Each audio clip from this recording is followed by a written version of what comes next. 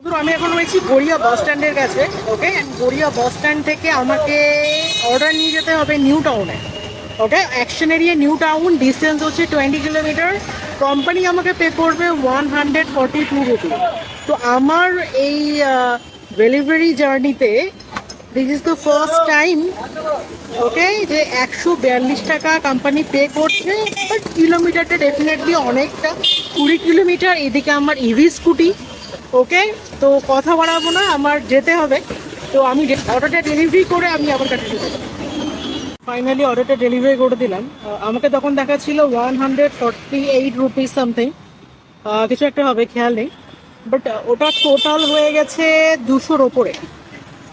ওকে, 48 rupees আরও add হয়েছে। আমি চেয়েছি 20 kilometre is not a joke. Okay, so ওর জন্য 48 টাকা মতো এক্সট্রা দিয়েছে।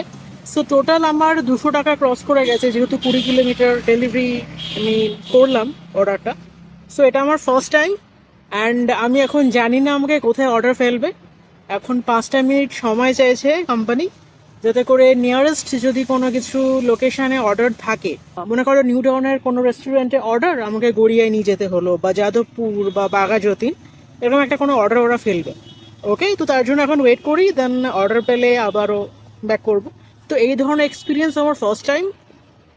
অ্যান্ড ভয়ও লাগছিল, বিকজ ইভি স্কুটি নিয়ে আমি এতটা রাস্তা, মানে মেন রোড আমি তো চালাইনি আগে কোনো দিন। আর ইভি স্কুটি তার মধ্যে কোনো নাম্বার প্লেট নেই, আর স্পিড অতটাও বেশি না, যে তাও চেষ্টা করেছি মেনটেন করে অন্যান্য গাড়ির মতো চালিয়ে আসাটা। তো এটাই বলার যে মানে ডেলিভারি জব করো মানে এরকম নয় যে তোমাকে এরিয়ার মধ্যে দেবে, এটা এরিয়া থেকে অনেক অনেক দূর। ওকে, আমি আগে অফিসে আসতাম এই রুট ধরে, আমার রুটটা চেনা ছিল। অ্যান্ড না চেনা থাকলেও তোমরা যারা নতুন, কোনো প্রবলেম হবে না, বিকজ ম্যাপ এখানে দিয়ে দেয়।